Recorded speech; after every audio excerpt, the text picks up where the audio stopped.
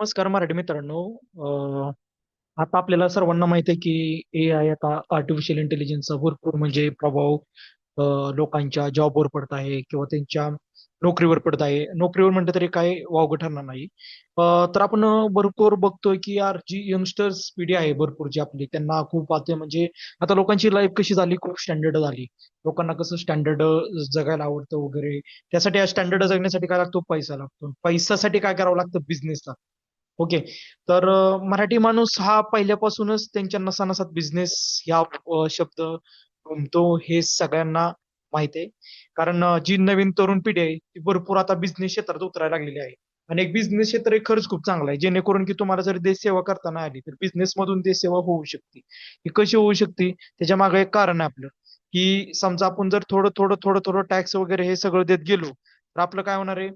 आपण एक इकॉनॉमी मध्ये एक थोडीशी वाट टाकतो आपल्या. कळलं का? म्हणजे ते एक टाईपचं आपलं काय झालं, तर ते आपण एक टाईपचं इकॉनॉमी ग्रो करण्यासाठी हेल्प करतोय. हे बिझनेस झालं. पण आजकाल आपल्याला माहिती आहे, की लोकांना खूप स्टँडर्ड लाईफ जगायला आवडतं. त्यासाठी आपण एक रोज नवीन एक बिझनेस घेऊन येणार आहोत. त्याच्या बिझनेस टिप्स त्याच्यामध्ये मी तुम्हाला सर्व बिझनेसचं माहिती देणार आहे. त्याच्यामध्ये मी तुम्हाला लागणारं बजेट, किती गोष्टी लागणार आहेत, काय लागणार आहेत, हे सगळ्या गोष्टी मी तुम्हाला समजून सांगणार आहे त्याच्यामध्ये. तर आजच्या पहिल्या बिझनेस टिप्स आहे जे आपण बघणार आहे ते आहे की आपलं टिफिन सर्व्हिस. तर टिफिन सर्व्हिस हा भरपूर चालणारा बिझनेस आहे की जो आपण बघतो की जो ग्रामीण भागावर नाही पण शहरात वगैरे हा खूप चालणारा बिझनेस आहे आणि खूप लोक करतात पण आणि खूप लोक सक्सेसफुल पण झाले त्याच्यातून. तर टिफिन सर्व्हिसला लागणारं 10 लोकांचं बजेट, 10 लोकांच्या बजेटनुसार आपण आता करणार आहे की 10 लोकांसाठी किती बजेट लागू शकतं आणि तुम्ही त्याच्यातून किती प्रॉफिट कमवू शकता हे आपण या व्हिडिओच्या माध्यमातून बघणार आहे. ओके. तर अद्याप तुम्ही आपल्या चॅनल सबस्क्राईब केलं नसेल तर सबस्क्राईब करून घ्यावे.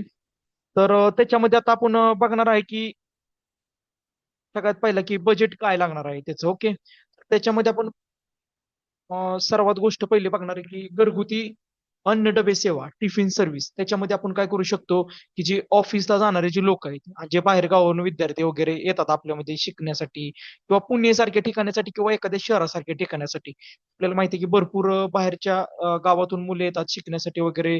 ऑफिसला येणारी माणसं म्हणजे बाहेरच्या गावावरून जॉबला आलेली माणसं किंवा नोकरीसाठी येणारी माणसं, यांच्यासाठी तुम्ही एक टिफिन सर्व्हिस चालू करू शकता. ही एकदम बेस्ट बिझनेस होईल. जो की एकदम कमी खर्चात आणि एकदम कमी काय म्हणतो आपण त्याला, एकदम कमी श्रमात मध्ये आपण याच्यामध्ये चांगली डेव्हलपमेंट करू शकतो आपली. ठीक आहे. तर याच्यामध्ये तुम्हाला काय करावं लागणार आहे की आता आपण बघतोय की सोशल मीडिया ही खूप ऍडव्हान्स झालेली आहे. ओके. सोशल मीडियावर तुम्ही जर एखादी ऍड वगैरे बनवली तर ती म्हणजे एका सेकंदात माणसाला समजतं की आज काय म्हणजे हे काय होणार आहे, ते काय आहे, हे काय आहे. म्हणजे आपण एक टाईपचा ई कॉमर्स जो बिझनेस असतो त्या टाईपचं आपण काय करणार आहे, सिंपल ऍड बनवणार आहे की इथे घरगुती डबे मिळतील, घरगुती प्रकारचं जेवण मिळेल, अशी ऍडचं आपण एक बोर्ड बनवू शकतो आणि त्याच्यातून आपण आपली कॉन्टॅक्ट ग्रो करू शकतो आपलं. तर त्याच्यानंतर आपण वेट प्रारंभिक गुंतवणूक ठरवा. त्याच्यामध्ये आपल्याला प्रारंभिक गुंतवणूकमध्ये काय काय याच्यामध्ये येणार आहे, की आपल्याला सगळ्यात पहिला भांडी लागणार आहे, गॅस लागणार आहे, स्टोव्ह लागणार आहे आणि फूड कंटेनर्स लागणार आहेत. ओके. म्हणजे त्याच्यामध्ये आता ते शक्यतो प्रत्येकाच्या घरात असतंच. ओके. आपल्याला 10 डब्यापासून सुरुवात करायची. जर 10 डब्यामध्ये जर तुम्हाला जर आत्ताच्या व्हिडिओमध्ये समजलं की 10 डब्यामध्ये मला खरंच परवडणार आहे आणि मी तो बिझनेस वाढवणार आहे, तर त्याच्यासाठी तुम्ही पुढच्या गोष्टी आल्या की तुम्हाला स्टोव्ह गॅस वगैरे मोठा लागेल वगैरे हे ते. 10 डब्यांसाठी तुम्ही स्वतःच्या घरच्या कुकरमध्ये पण करू शकता. तर हे फसाई नोंदणी करायची काही गरज नाहीये. ही आपल्या घरगुती आपण डबे चालू करतोय त्यामुळे. ठीक आहे. तर त्याच्यामध्ये घटक अंदाजे खर्च वगैरे आपण ते बघणार आहे. आता स्टीलचा डबा आपण बाजारात वगैरे गेले गेलो, एक 4 तळी स्टीलचा डबा येतो. तर 4 तळी स्टीलचा डबा 10चा सेट आपण घेतला तरी ₹200 एक डबा आपण पकडून चालू. ₹200 एक डबा धरला तर त्याचे होत आहेत किती? टोटल ₹2000 होत आहेत. ओके. तर आता त्याचे टोटल होत आहेत ₹2000. ओके. त्याच्यानंतर स्टोव्ह किंवा गॅस सिलेंडर. ओके. हा सर्व एका महिन्याचा खर्च आहे. हा सर्व एका महिन्याचा खर्च आहे. त्याच्यामध्ये आपले समजा 3 सिलेंडर जरी गेले 10 डब्याला समजा, सगळं घरचं वगैरे ते सगळं जाऊन ह्याचं ₹4000 खर्च आहे. ओके. किंवा ज्याच्याकडे सिलेंडर नसेल त्याला जर कनेक्शन घ्यायचं असेल तर त्याचा वेगळा खर्च असेल. ओके. तो आपण 4000 धरलेला आहे. त्यानंतर भांडी, कड्या, ताटे वगैरे हे ते सगळं धरून समजा जर एखाद्या वेळेस घरगुती मी चालू केली किंवा मुलं घरी काय काय जणांना घरी ऑन दी स्पॉट जेवायला आवडतं.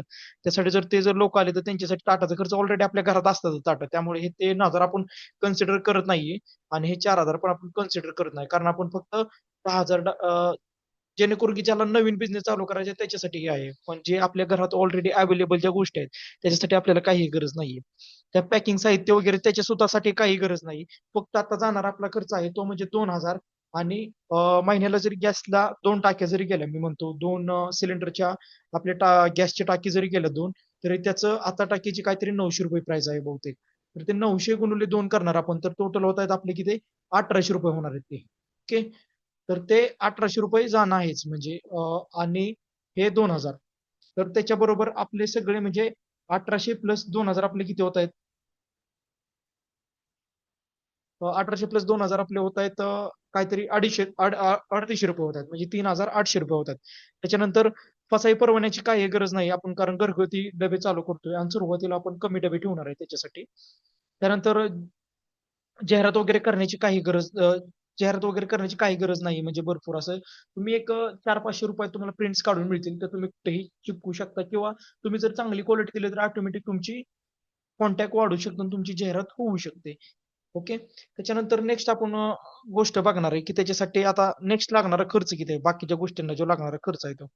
आता बाकीच्या गोष्टींना जो लागणार आहे तो कच्चा माल आपल्याला किती लागणार आहे, 6,000चा कच्चा माल. म्हणजे काय आलं त्याच्यामध्ये, की त्याच्यामध्ये आपण धरून चालणार आहे की बाबा आपलं गहू, बाजरी किंवा तांदूळ लागणारा जो आपला आहे तो कच्च्या मालाला 6,000 रुपये खर्च आहे. आतापर्यंत टोटल आपला 350 रुपये खर्च झालेला आहे.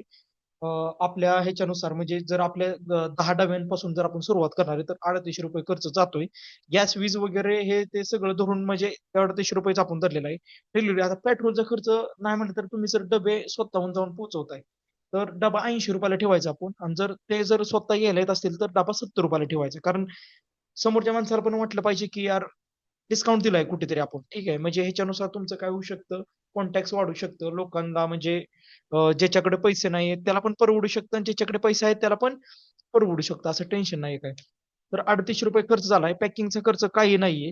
त्याच्यानंतर कामगार मदतनीस वगैरे जे आपले लागणार आहेत, जर कामगार लागले वगैरे, आता 10 मुलांना 40 चपात्या बनवायच्या, म्हणजे एखादी जरी आपण महिला जरी कामगार जर आपण ठेवली तर त्या महिला कामगाराला आपण महिन्याला समजा 3,000 रुपये जरी दिले तर आपला टोटल खर्च 6,800 रुपये आतापर्यंत होतोय खर्च. ठीक आहे. 1 मिनिट.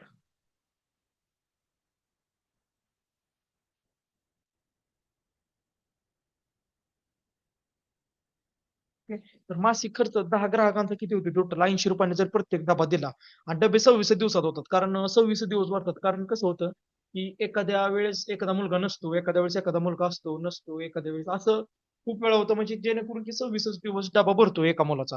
10 ग्राहक आहेत, 80 रुपये डब्यानं झाले किती 10 ग्राहकांचे, तर 26 दिवसांना आपले 20,800 रुपये होतात, आणि त्याच्यामधून आपण 6,000 वजा करू शकतो, म्हणजे 6,800 होत आहेत, म्हणजे एक प्रकारचे आपण 7,000 रुपये धरून चालू.